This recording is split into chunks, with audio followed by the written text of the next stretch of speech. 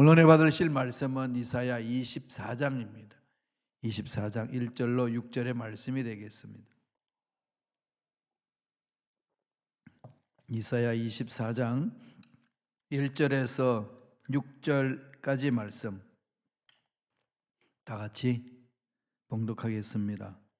보라, 야훼께서 땅을 공허하게 하시며 황폐하게 하시며 지면을 뒤집어 엎으시고 그 주민을 흩으시리니 백성과 제사장이 같을 것이며 종과 상전이 같을 것이며 여종과 여주인이 같을 것이며 사는 자와 파는 자가 같을 것이며 빌려주는 자와 빌리는 자가 같을 것이며 이자를 받는 자와 이자를 내는 자가 같을 것이라. 땅이 온전히 공허하게 하고 온전히 황무하게 되리라. 야훼께서 이 말씀을 하셨느니라. 땅이 슬퍼하고 쇠잔하며 세계가 쇠약하고 쇠잔하며 세상 백성 중에 높은 자가 쇠약하며 땅이 또한 그 주민 아래서 더럽게 되었으니 이는 그들이 율법을 범하여 율례를 어기며 영원한 언약을 깨뜨렸습니다.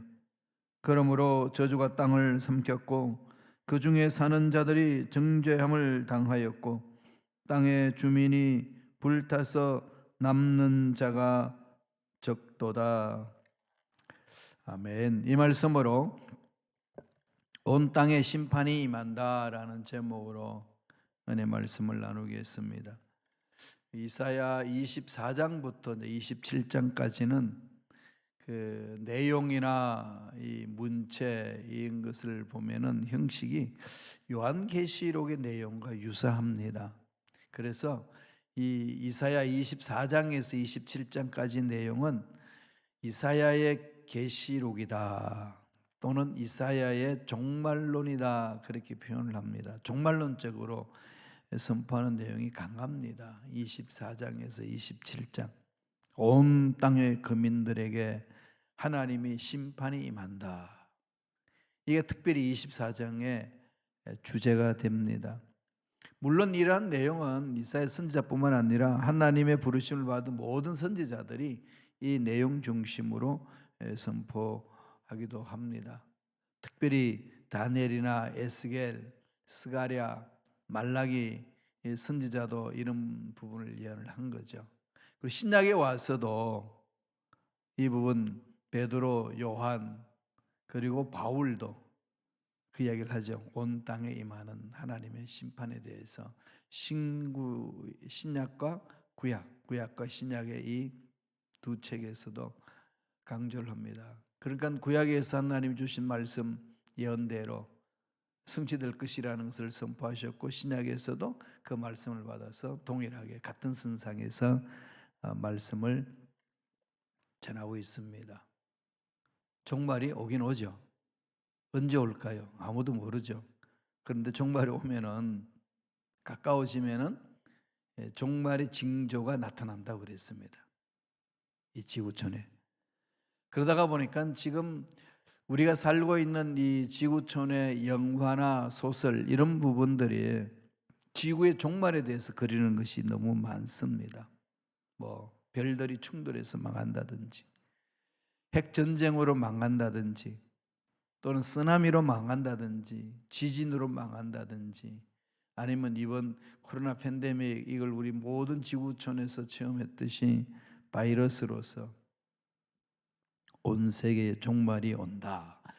이런 주제들이 문학과 이 영화에 많이 나타나곤 하죠. 이 부분은 이미 성경에서 하나님이 하신 말씀이에요. 이미 신명기에서 말씀하신 거잖아요. 이스라엘 백성들이 하나님 말씀 듣지 아니하면 하나님은 그에 대해서 분노하신다. 분노에 대한 경고를 주시고 또 그 분노에 대해서 징계도 하시고 또 말 듣지 아니하면은 전쟁을 보내주셔서 그 백성들이 돌아서게 하고 또 온 질병으로 전나를 덮치기도 하고 그래도 말 안 들으면은 다른 나라 이방 민족에게 붙인다. 이런 내용은 끊임없이 신명기에서 하나님이 백성들과 언약하면서 하신 말씀이에요. 그 언약 내용을 모세가 설교한 내용이 이제 신명기죠. 두 번째로 말씀하신 것. 그 약속하신 대로 성취가 되어가는 거예요.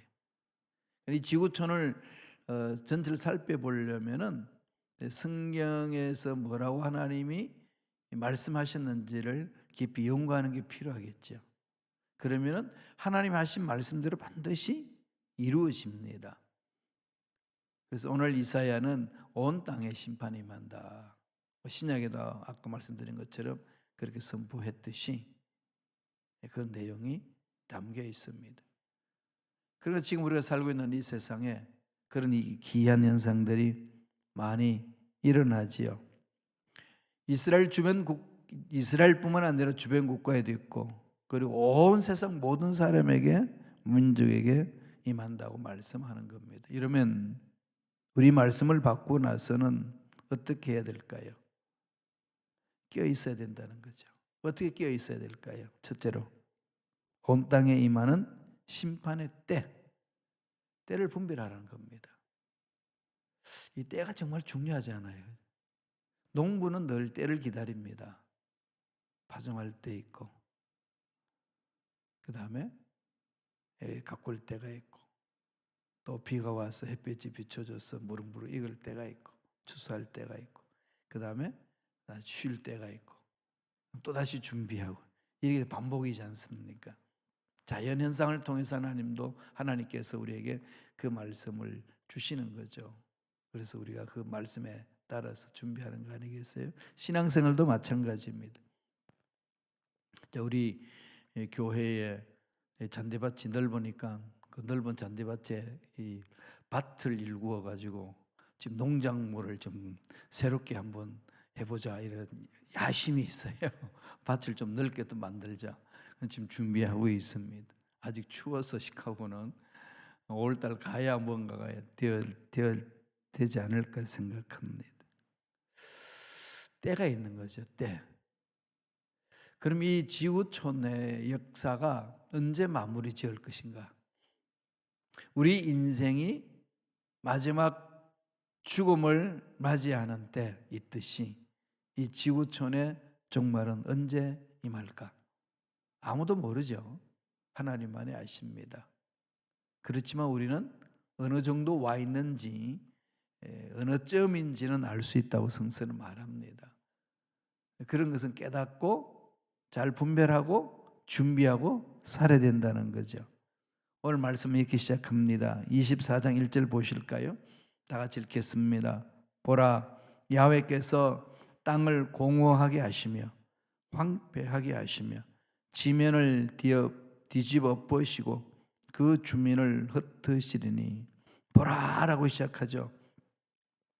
이 말은 뭔가가 큰 일에 대해서 보라는 거 아니겠어요? 주목해보라 이거죠. 그냥 막연히 그냥 보라 이렇게 한번 봐봐라 이 정도가 아니라 주목해라. 하나님이 하실 일이 있다. 지구촌을 향하여서 하나님이 하실 일이 있고, 이 험악한 세상에 살고 있는 저와 여러분에게도 하나님이 행하실 일이 있으신 거죠. 매 순간 나를 통해서 하실 일이 무엇인지를 집중하고, 그리고 이 지구촌 역사에 하나님이 어떤 역사의 수레바퀴로 이렇게 운행하실 것인지, 경영하실 것인지를 봐야 되는 거죠. 늘 두 가지 관점에서 봐야 됩니다. 그래야만이 이런 흘러가는 역사 속에 내가 어디에 있는지를 알게 되고, 그리고 나는 지금 어떤 위치인지 어떤 상황인지 내 자신도 파악하고 대비하고 준비하는 거죠. 지금 오늘 말씀하시기를 뭐라고 그럽니까?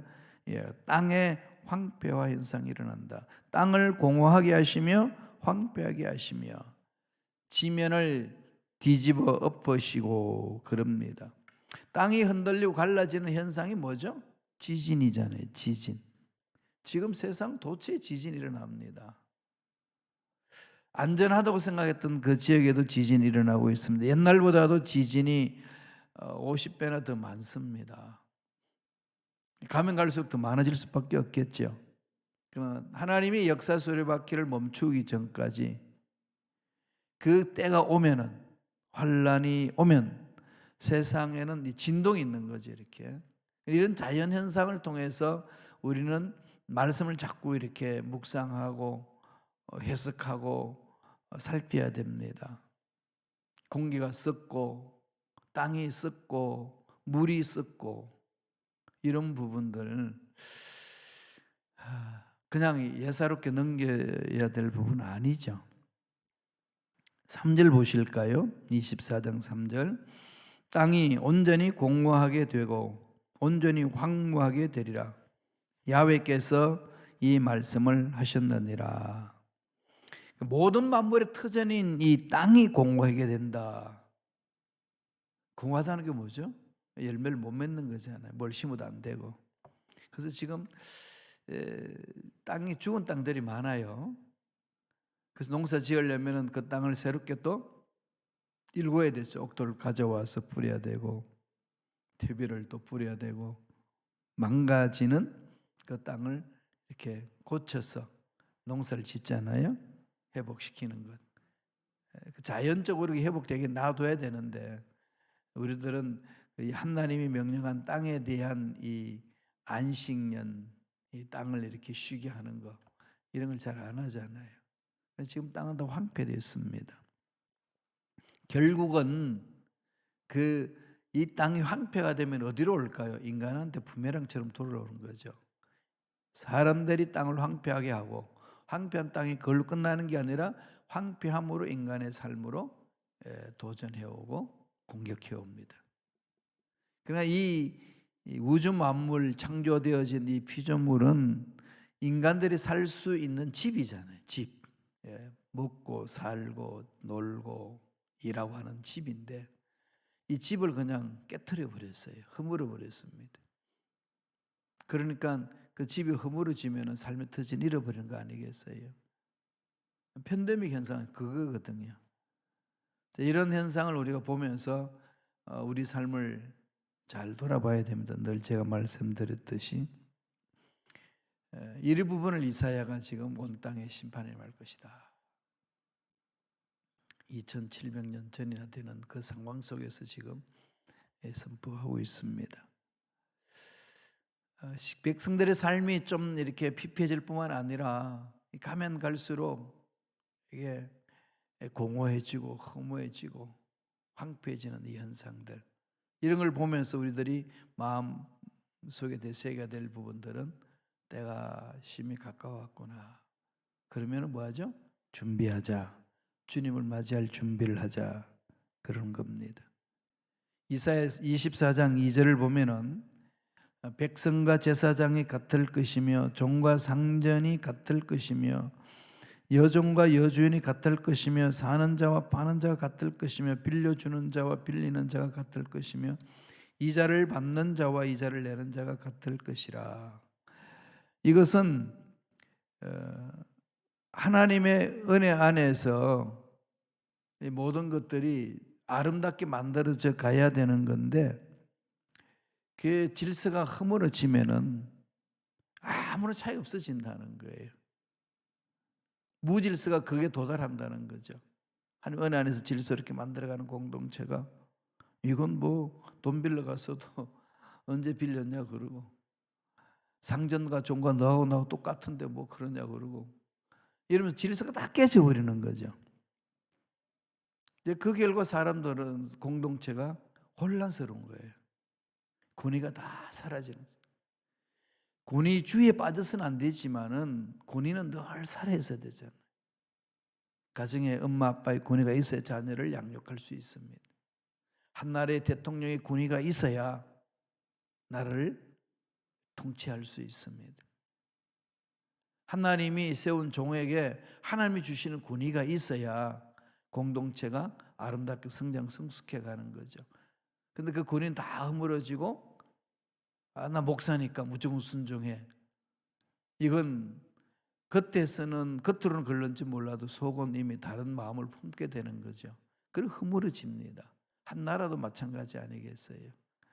이게 전혀 지시라든지 서로 결정되는 것들이 질서 있게 움직이지 못하면은, 위에서 리더십이 결정한 것들이 밑에까지 온 국민들에게 흘러내려가야 되는데 흘러내려가지 않고 단절이 되어버리고 너나 나나 다 똑같아 이런 식으로 해버리면 혼란스러운 거죠. 이자를 받는 자와 이자를 내는 자, 이건 인간의 인권을 말하는 게 아니고 이 질서를 말하는 겁니다. 물론 하나님 앞에 모든 사람 동등합니다. 다 동등하지만 동등한 사람들이 더불어 살아갈 수 있도록 무엇을 해야 될까요? 하나님 만드신 질서 안에서 움직여야 되는 거죠. 진리를 알지니 진리가 너희를 자유하리라. 진리 안에서 자유함이 있는 거죠.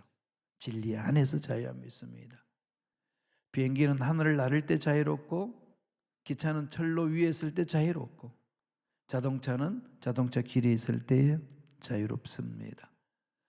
저와 여러분, 하나님의 약속의 말씀에 서 있을 때, 약속의 말씀을 붙들고 할 때 진정한 자유를 맛보고 질서 정연하게 하나님의 일을 감당할 수 있는 거죠.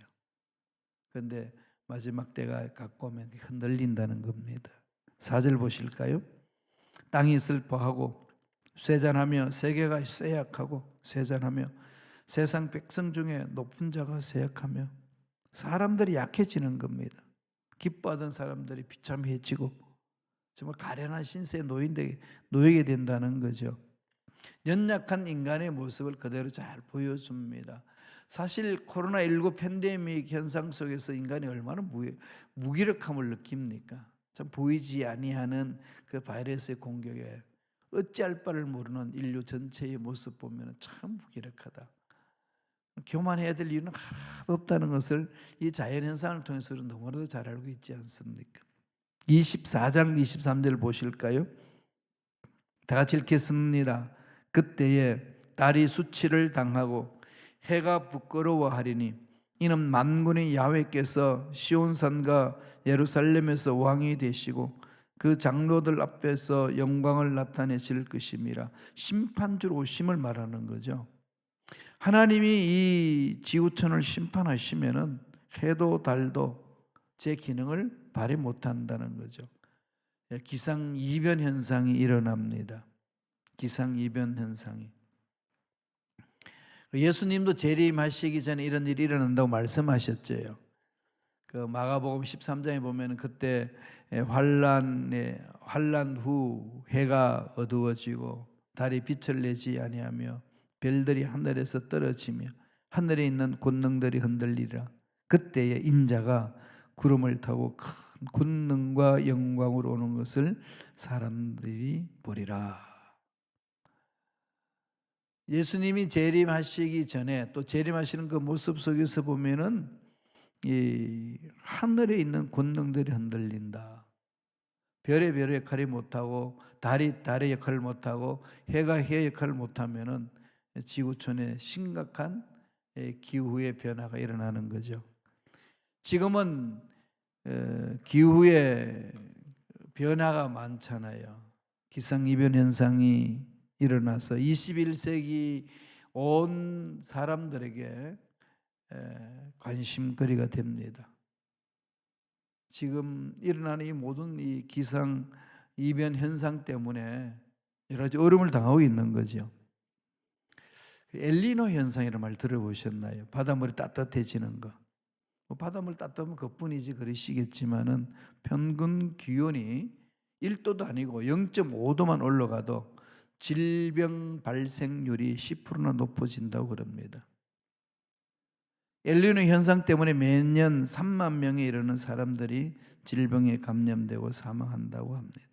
대환란이 일어나는 거죠. 멀리 갈 필요 없어요. 지금 이 팬데믹 현상을 바라보면서 3년째에 발이 묶여 있는 우리 이 지구촌의 인류를 생각하면은 어마어마한 거죠. 이렇게 묶일 수가 있을까요? 중소기업들이 파산하고 사업이 파산하고 삶이 엉망이고 이루 말할 수 없습니다. 왜 하나님 이런 심판을 그냥 하실까요? 이사야는 이렇게 말합니다. 5절 보실까요? 다 같이 읽겠습니다.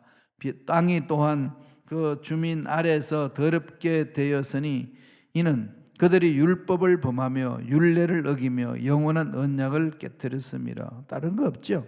하나님 앞에 언약을 지키지 않았고 신명기에서 약속하신 그 말씀대로 이루어진다는 겁니다. 하나님이 인간과 맺으신 영원한 언약이 있잖아요. 약속의 말씀 붙들고 사는 거죠. 그것을 우리 모든 인류에게 주신 것이 십자가 사건이죠. 십자가 복음은 하나님과 맺으신 영원한 언약입니다. 그래서 늘 십자가를 마음의 판에 새기고 용서를 선포하고 그리고 구원받은 우리들이 화해되었듯이 하나님과 이 땅의 상황이 올바로 회복될 수 있도록 화해자의 역할을 감당해야 되는 거죠. 그 생태계를 우리가 돌봐야 됩니다. 살펴야 되는 거죠. 이런 부분들이 지금 온 지구촌에서 관심사가 되었습니다. 때를 분별해야 돼요. 심히 가까웠구나. 두 번째, 그러면은 이런 때를 따라서 우리는 뭘 해야 되죠? 남은 자의 사명을 감당해야 되는 거죠. 우리의 사명이 있어요.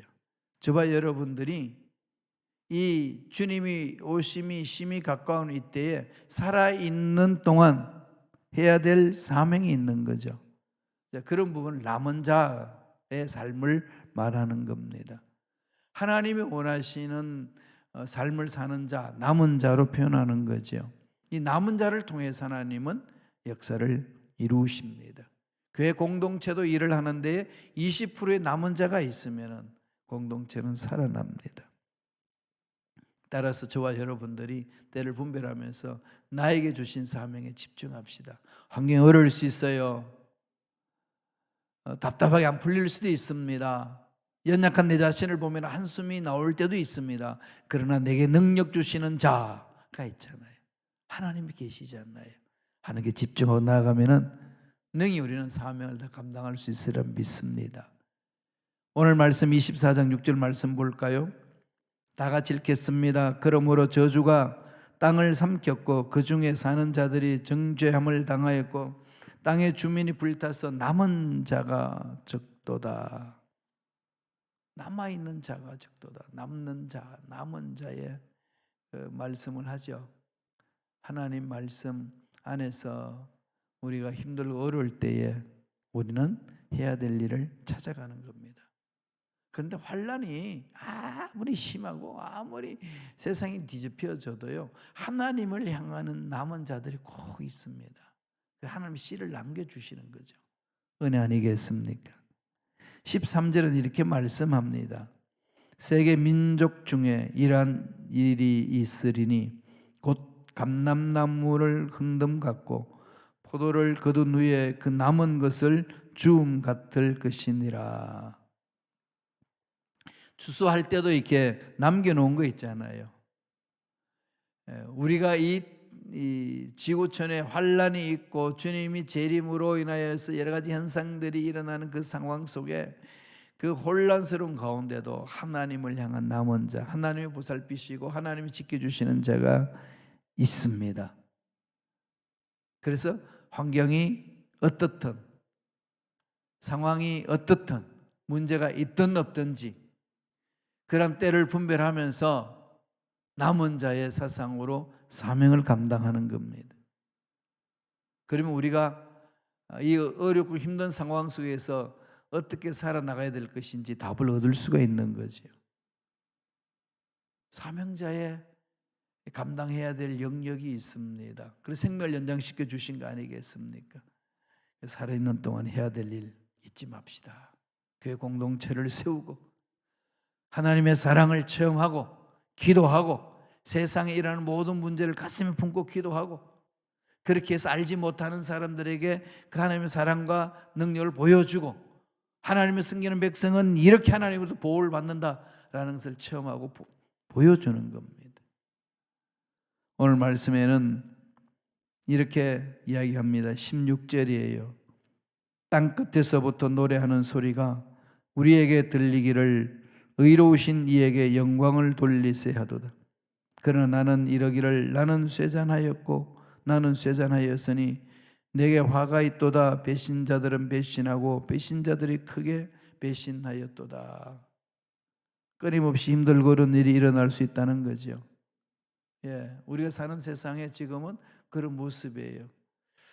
주님이 이 다시 오실 그 날이 심히 가까웠다, 이런 것을 볼 수 있지요. 이런 것을 빨리 깨닫고 깨어서 기도하면서 사명을 감당해야 됩니다. 내 개인의 종말 언제 올는지 모릅니다. 그리고 지구촌의 종말이 언제 올는지 아무도 모릅니다. 개인적인 종말이나 온 우주적인 종말의 그 시기는, 때는 어떤 때인지는 우리는 구분은 할 수는 있지만 정확하게 알지는 못합니다. 그러면 그러한 때를 바라보면서 깨어 있어야 되는 거죠.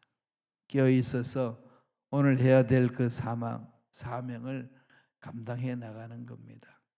힘들다, 어렵다, 연약합니다, 도저히 감당 못하겠습니다, 이런 문제에 마음을 빼앗기지 마시고 우주 만물을 창조하시고 우주 만물을 다스리고 우리와 함께 하시는 하나님의 그 능력을 바라보시면서 하나님의 마음을 마음판에 그려보시면서 하나님과 함께하는 삶을 산다면 능 이길 수 있지 않겠어요? 그래서 마음을 하나님께 집중하는 겁니다. 마음을 자꾸 하나님께 집중하고 하나님이 환난과 고난과 어려움 속에서도 나를 품어주신다는 그 생각을 마음에 많이 그려보세요. 이건 그려보는 돈 들지도 않고 뭐 그렇게 수고스럽지도 않지 않습니까? 삶의 스타일이거든요. 약속의 말씀을 딱 붙들고 자꾸 그런 걸 그려보세요. 아이고, 늙어서 힘도 없고, 이건 자연현상이니까 그건 저절로 오는 생각이잖아요. 그런 생각에 파묻히지 마시고 나는 문제가 많아서 그냥 문제 해결해야 돼, 먹고 사는 게 바빠, 내 자식의 문제도 그렇고 내 삶의 문제도 그렇고, 이런 문제에 빠지면 낙심밖에 없지만은 이 모든 것들을 다 다스리신 하나님, 죽은 자도 살리시고 없는 것도 있게 하시는 하나님이 이 문제에 간섭하여 주시고 함께하여 주셔서 해결해 주실 줄로 믿습니다. 해결해 주시는 모습을 마음에 막 그려보는 거죠.